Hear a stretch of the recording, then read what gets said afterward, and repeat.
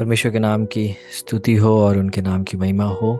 हम लोग फिर से परमेश्वर के वचन की ओर हम ध्यान को मोड़ेंगे और परमेश्वर का आत्मा आज हमसे किस बारे में हमसे बात करना चाहता है उसकी ओर हम लोग अपने ध्यान को लगाएंगे।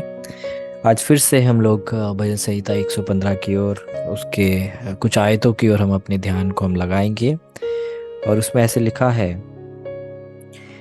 कि 12वां आयत से लेकर हम लोग कुछ आयतों को नीचे पढ़ेंगे। उसमें ऐसे लिखा है, यहोवा ने हमको स्मरण किया है, वो आशीष देगा। वो इज़राइल के घराने को आशीष देगा, वो हारून के घराने को आशीष देगा।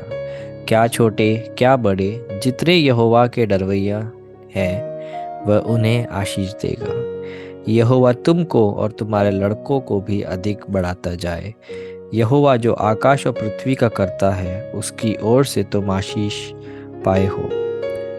स्वर्ग तो यहोवा का है, परंतु पृथ्वी उसने मनुष्य को दी है। मृतक जितने चुपचाप पड़े हैं वो तो या की स्तुति नहीं कर सकते, परंतु हम लोग या को अब से लेकर सर्वदा तक धन्य कहते रहेंगे। या की स्तुति करो। तो यहाँ पे भजनकार हमें आखिरी अपने कुछ आयतों में हमें प्रभु के विषय में वो बहुत ही एक अहमियत वाली बातें वो बता रहा है।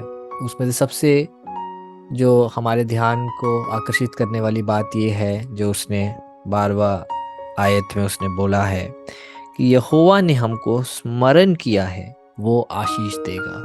तो मेरे प्रियो, परमेश्वर ने आपको और मुझे याद किया है। हालेलुया। सोचो कितने करोड़ों अरबों लोग इस संसार में पाए जाते हैं, परंतु परमेश्वर अगर आपको याद करते हैं और अंत के दिन एक समय आएगा जब परमेश्वर हमको सबके सामने वो हमें आदर करेंगे, क्योंकि उन्होंने हमारे बातों को उन्होंने देखा है, हमारे इच्छाओं को उन्होंने जांचा है और उन्होंने अपने यादाश्त की किताब में हमारे विषय में उन्होंने लिख दिया है। तो यहाँ पे भजनकार बोल रहा है कि यहोवा ने हमें स्मरण किया है, वो आशीष देगा। तो हमारा परमेश्वर एक परमेश्वर है जो अपने लोगों के बातों को कभी भूलता नहीं, उनके किए हुए कामों को परमेश्वर कभी भूलता नहीं। अगर हम पाप के विषय में बात कर रहे हैं, बाइबल बताता है कि परमेश्वर अगर हम मन फिराते हैं और अगर हम उसमें से अगर हम अंगीकार करके अगर हम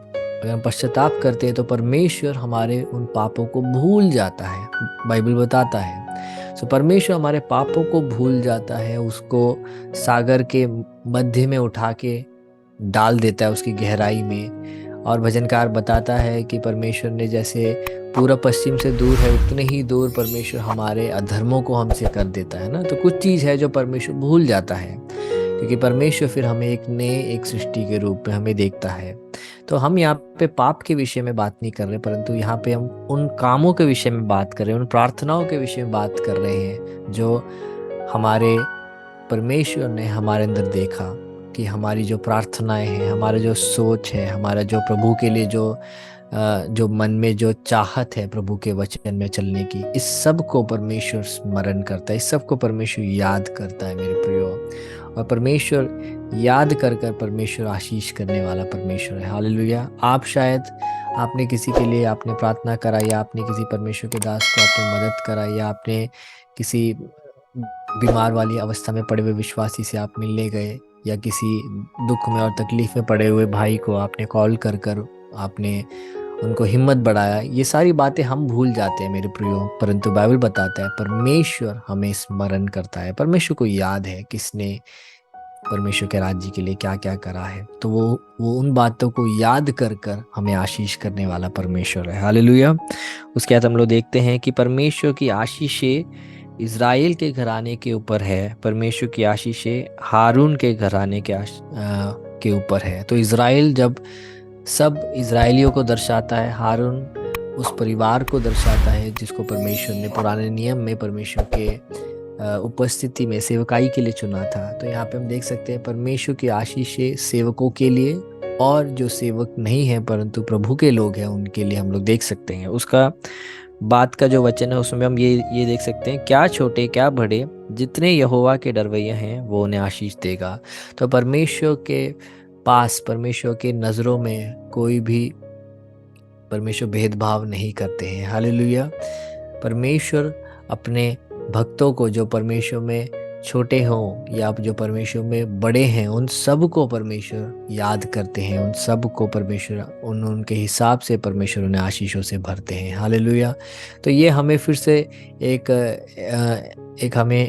हियाव बांधने का एक कारण होने पाए कि परमेश्वर मुझे याद भी करता है, परंतु परमेश्वर आशीष भी देगा। हालेलुया। हम सबको परमेश्वर की आशीष से ही हम आज भी जीवित हैं। हालेलुया। अगर उन्होंने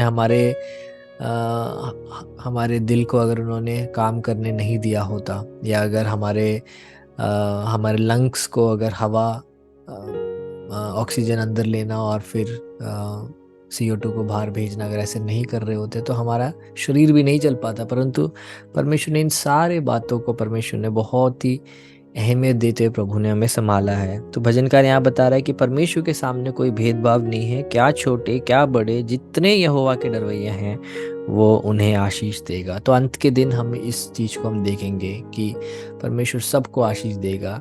छोटे छोटे प्रभु के लिए काम किए हुए उन लोगों को भी प्रभु आशीष देगा सबके सामने, और जिन्होंने परमेश्वर के राज्य के लिए बहुत बड़े बड़े कार्य को उन्होंने किया, जिसके विषय में हमें चर्चा हमने सुनी तक नहीं। ऐसे काफ़ी परमेश्वर के लोग उस अनादिकाल में हम लोग देखते हैं कि वहाँ पे होंगे। और बाइबल हमें बताता है, यहाँ पे अगर हम ध्यान से पढ़ेंगे तो यहाँ पे ऐसे लिखा हुआ है कि यहोवा जो आकाश और पृथ्वी का करता है, उसकी ओर से तुम्हें आशीष पाए हो। तो फिर से ये परमेश्वर के लोग को याद दिलाना चाहता है कि हाँ, तुम्हारे पास जो भी आशीष है, ये सब तुम्हारी मेहनत का फल नहीं है, ना तो तुम्हारे अच्छाई के वजह से तुम्हें दिया गया है, परंतु ये सब परमेश्वर की आशीष है। और किस परमेश्वर की आशीष है? उस परमेश्वर की जो यहाँ पे लिखा हुआ है, जो आकाश और पृथ्वी का करता है। मतलब जिसने आकाश और पृथ्वी को रचाया है, जिसने अपने मुंह के आवाज़ के द्वारा, अपने मुंह के शब्द के द्वारा इन सारे बातों को उन्होंने बनाया, उन्हीं की देन है, उन्हीं की आशीष है जो आज हम उसको अनुभव करते हैं। काफ़ी बार हम अपने मसीह जीवन में शुरुआती दिनों में, शुरुआती महीनों में हम परमेश्वर के बहुत आभारी होते हैं। हम छोटे छोटे बातों में हमारे आंखें भर जाती हैं। हम प्रभु की उपस्थिति में हम आराधना करते हैं बिना किसी चीज़ की चाहत के बिना। परंतु जैसे जैसे हम मसीह यीशु में हम पुराने होने लगते हैं, ऐसे कि देखने को मिलता है, ऐसे एक ट्रेंड देखने को मिलता है कि हम आभारी नहीं रहते हैं, हम कड़वाहट से भरे होते हैं, हम अहंकार से भर जाते हैं। परंतु आज हम सब के उस अहंकारी मनोभावना के लिए परमेश्वर का वचन बताता है कि यहोवा जो आकाश और पृथ्वी का करता है, उसी की ओर से तुम्हें आशीष पाए हो। मतलब जो आशीष जिसको आज तुम अनुभव कर रहे हो, चाहे वो पारिवारिक जीवन में हो, चाहे वो नौकरी में हो, चाहे वो कहीं पे भी हो, उसमें कभी हमको घमंड नहीं करना है। हालेलुया। बाइबल बताता है जब तुम्हारा धन बढ़ जाए, उस पर मन नहीं रखना। हालेलुया। तो परमेश्वर धन के खिलाफ नहीं है, परंतु जब धन बढ़ता है तो उसके ऊपर मन लगाने के खिलाफ है। हालेलुया। धन खुद पाप में नहीं है, परंतु धन के लिए जो प्रेम है, बाइबल बताता है कि धन के लिए जो प्रेम है वो ही सब बुरी बातों का जड़ है। हालेलुया। तो हमें सही रीति से हमें वचन समझना पड़ेगा कि परमेश्वर हमें आशीष करता है, तो भी उस आशीष में हमें प्रभु को नहीं भूल जाना है। हालेलुया। काफ़ी बार हम प्रभु को हम भूल जाते हैं, उसके वजह से हम लोग फिर हम प्रभु के उपस्थिति से दूर चले जाते हैं। परंतु आज परमेश्वर का वचन हमारे मध्य में फिर से सामर्थ्य से यही आ रहा है कि तुम जो भी आशीष अनुभव कर रहे हो वो प्रभु की देन है। इसलिए अपने आप को नम्र करो, इसलिए फिर से प्रभु के उपस्थिति में आओ, फिर से अपने उस प्रेम को जो प्रभु के साथ आपका था, जिसको अब आपने सेवकाई के नाम पे, अब आपने अपने पैसे के नाम पे, अपने ओहदे के नाम पे, अपने रिश्ते और अपने रिश्तेदार और अपने सामूहिक जो आपका चित्रण लोगों के सामने आपने दिया, उस सब के वजह से जो अब प्रभु से जो घनिष्ठ जो संबंध जो दूर हो गया, उस सब को वापस प्रभु के पास आना है। समझना है कि प्रभु ने आशीष करा है, इसलिए मैं प्रभु की जय जयकार करूँगा।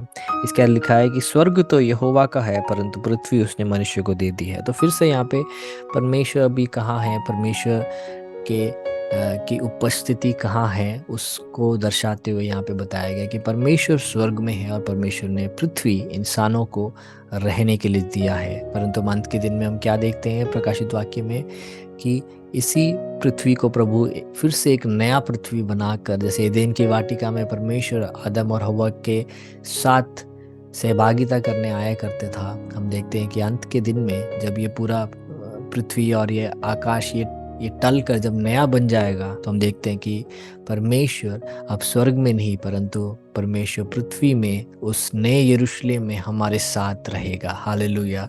तो एक बहुत बड़ा एक प्रकाशन के रूप में हम यहाँ देख सकते हैं कि पहले परमेश्वर स्वर्ग में रहते थे, आज भी अभी स्वर्ग में ही है, परंतु एक समय आएगा जब हम लोग देखते हैं प्रकाशित वाक्य में लिखा हुआ है कि अब परमेश्वर का डेरा मनुष्य के बीच में है। हालेलुया। अब वो उनका परमेश्वर कहलाएगा और अब वो उनके सारे आंसुओं को वो पोंछेगा। हालेलुया। फिर कभी मृत्यु नहीं होगी, फिर कभी कष्ट नहीं होगा, फिर कभी दुख नहीं होगा। हालेलुया। तो वो समय की ओर मेरे प्रियो हम लोग आगे आगे हम होते हुए जा रहे हैं।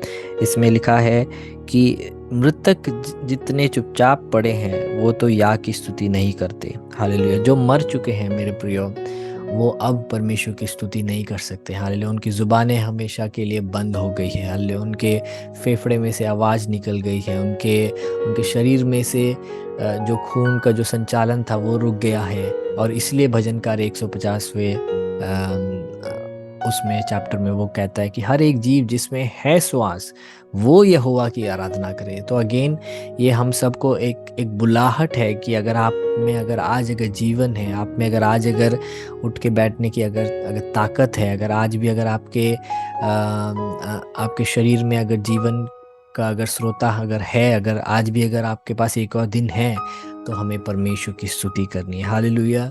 हमें अपने मुंह को खोलकर अपने हृदयों से हमें सच्ची आराधना हमें प्रभु को देनी है। हालेलुया। हम कभी आराधना प्रभु में करने में हालेलुया हम कभी भी हम कंजूसी ना करने पाए। हालेलुया। क्योंकि हम उसकी महिमा को देखकर, उसके उसके भलाई को देखकर और उसकी प्रभुता को देखकर हमें उसकी आराधना हमें करती रहनी है। तो इसलिए बोला जा रहा है जो मर गए हैं वो प्रभु की आराधना नहीं कर सकते, परंतु हम लोग या को अब से लेकर सर्वदा तक धन्य कहते रहेंगे, या की स्तुति हो। हालेलुया। इसलिए आज हम लोग परमेश्वर की स्तुति करें। हालेलुया। उनके उपकारों के लिए उनकी स्तुति करें।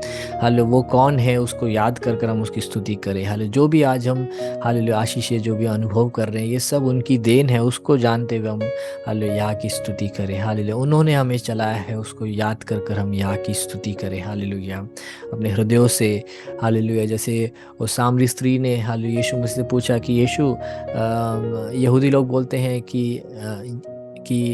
वहाँ पे आराधना होनी चाहिए, हम सामरी लोग बोलते हैं यहाँ आराधना होनी चाहिए, बट हम देखते हैं यीशु मसीह बोलते हैं कि हे स्त्री एक समय आता है जब पिता की आराधना लोग आत्मा और सच्चाई में करेंगे। हालेलुया। तो हम पिता की आराधना हम आत्मा और सच्चाई में कर सकते हैं। हालेलुया। हम यीशु की आराधना हम आत्मा और सच्चाई में हम कर सकते हैं। हालेलुया। हम जहाँ कहीं भी हैं अपने मुंहों को खोल कर हम प्रभु की जय जयकार कर सकते हैं। हालेलुया। क्योंकि उसने बड़े बड़े काम करे हैं। हालेलुया। उसने अद्भुत काम उसने करा है हमारे जीवन में। उसने एक बड़ा एक कार्य करा है। हालेलुया। इसलिए इसलिए दाऊद काफ़ी जगह भजन में ऐसे लिखता है, वो लोगों को बोलता है आओ हम यहोवा की आराधना करें। हालेलुया। वो बोलते हैं आओ हम एक साथ मिलकर हम परमेश्वर के नाम को हम ऊंचे स्वर में हालेलुया हम जय जयकार करने पाए। हालेलुया।